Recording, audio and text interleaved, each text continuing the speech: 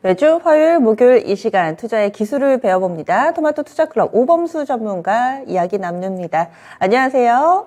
네, 안녕하세요. 네, 마제스 전문가님 안녕하세요. 네, 안녕하세요. 오늘 장 한마디 어떻게 정하셨어요? 네, 자, 오늘은 박스권 시장과 모멘텀 말씀드리겠습니다. 박스권 시장과 모멘텀. 이 부분을 어떻게 좀 풀어주실지 오늘의 투자의 기술 알려주세요.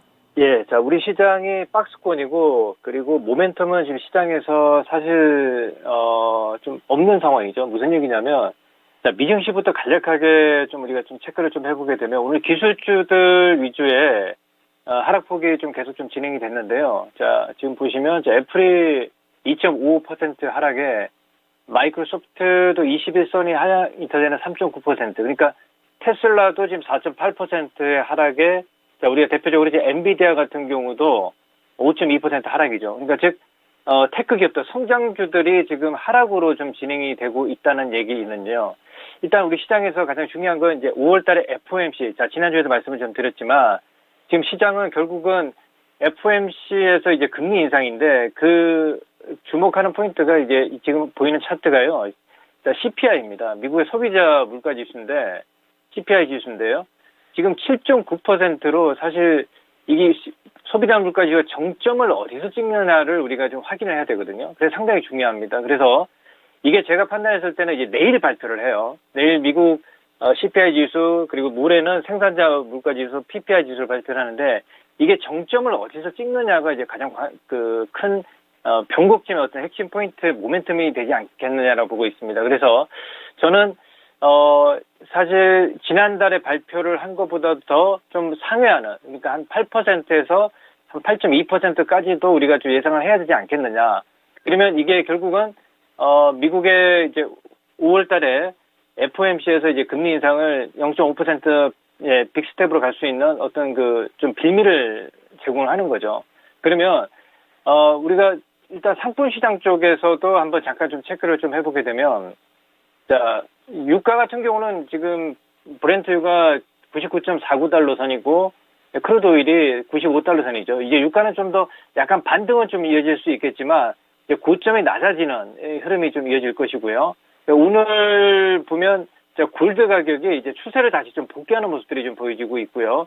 실버 역시도 마찬가지입니다. 그래서 제가 판단했을 때는 미국 달러 강세에 신흥국 쪽에서 통화 약세가 계속 좀 진행이 되고 있죠. 그래서 제가 판단했을 때는 당분간 조금 이제 우리가 안전자산 쪽으로 실버 금 가격선은 상단선까지는 가지 않겠느냐 이렇게 좀 판단을 하고 있습니다. 그러면 자, 오늘 시장에서 이제 우리 선물 쪽에서 외인들이 어제 매수를 한 이후에 자, 오늘도 한 310억 정도 외인 창구에서 매수가 유입되고 있는데 이 강하게 매수를 하지 않는 상황이죠. 그래서 우리 시장에서는 내일 모레 이제 만기일까지 큰 변곡이 나올 수 있는 자리인데 이게 아까도 말씀을 좀 드렸지만 외인들이 공격적으로 우리 신흥국 시장에서 매수를 하지 않는 이유 중에 하나가 이제 환율입니다. 자, 환율의 흐름을 보게 되면 지금 1236원으로 전고점, 즉 원화 약세가 좀 진행이 되고 있기 때문에 이 외인들이 사실 환자 손까지 시장에서 손실이 만약에 난다 그러면 공격적으로 참여할 이유가 없는 거예요. 그래서 우리 시장에서 거래소 쪽에서도 강하게 매수를 하지 않는 이유 중에 하나가 그 모습이 보이지 않느냐. 그리고 장중에 또 매도가 많이 나오지 않아요. 지금 170억의 매도이고요. 그리고 코스닥 쪽에서도 약간 좀 관망세. 그러니까 거래소 쪽에서도 가격은 박스권 하단선까지 다 내려온 모습인데 여기서 팔단이 단기 바닥에서 매도하는 모습들이 좀 보이기 때문에 공격적으로 매도를 하지 않는 박스권 하단에 위치해 있는 상황이고요. 그리고 코스피 쪽과 코스닥 쪽을 보게 되면 코스닥 쪽에서는 지금 61선까지 다 조정이 나왔어요. 이격 조정이.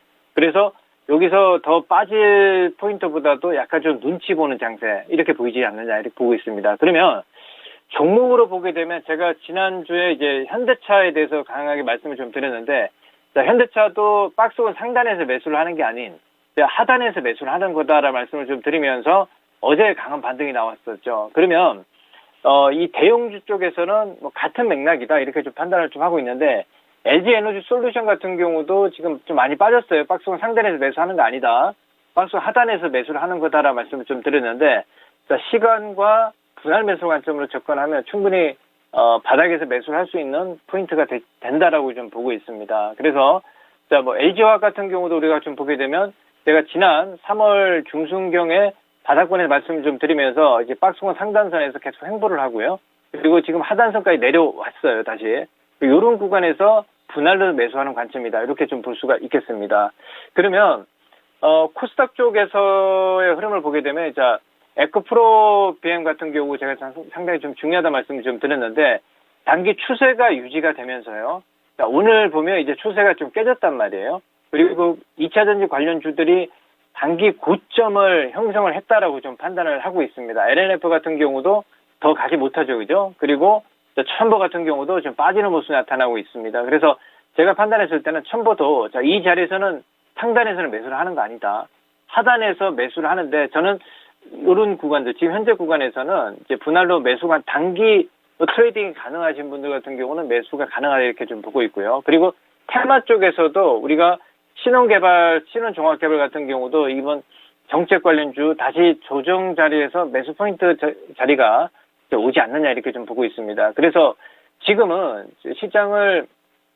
시장이 사실 뭐 공격적으로 이 매수가 붙는 시장이 아닌 약간 좀 관망 시장이 좀 두드러진 이런 시장이다라고 좀 판단을 하고 있기 때문에 시간에 조금 투자를 하면서 약간 좀 마음이 급하게 매매를 하게 되면 오히려 깨지는 장이다 이렇게 좀 보고 있습니다. 그래서 제가 봤을 때는 수급 외인들 매수가 선물 쪽에서 강하게 유입되는 모습들과 그리고 거래소 쪽에서 오늘 매도를 하고 있는데 한 매도가 매수로 한 500억 정도만 플러스로 외인들이 매수하는 시점이 그렇죠? 예, 단기 바닥을 찍고 지수의 어떤 그 터닝 포인트로 변곡하는 시점이다 이렇게 보고 있습니다. 그래서 오늘 오후장도 그렇게 크게 강한 매수보다도 좀 관망의 시장이 오늘 내일 목요일까지는 좀 이어지지 않겠느냐 이렇게 좀 판단을 하고 있습니다. 원달러 환율도 계속 오름세를 나타내서 외국인 수급이 좀 당분간은 이렇게 좀 보수적일 것이다 이런 시각들도 있어가지고요. 이런 수급의 변곡점은 시기적으로는 한 언제쯤이 유력할까요? 그러니까 저는 이번 주는 약간 관망이고요. 그 수급의 변곡점은 한 목요일, 금요일이 되지 않겠느냐고 보고 있습니다. 환율이 1240원에서 50원 박스권 상단까지 갔을 때 있죠. 그 지점이 약간 변곡의 어떤 그 시그널들이 좀 들어오는 시점이 되지 않겠느냐 이렇게 판단하고 있습니다. 네, 알겠습니다. 자세한 말씀 고맙습니다. 네, 감사합니다. 네.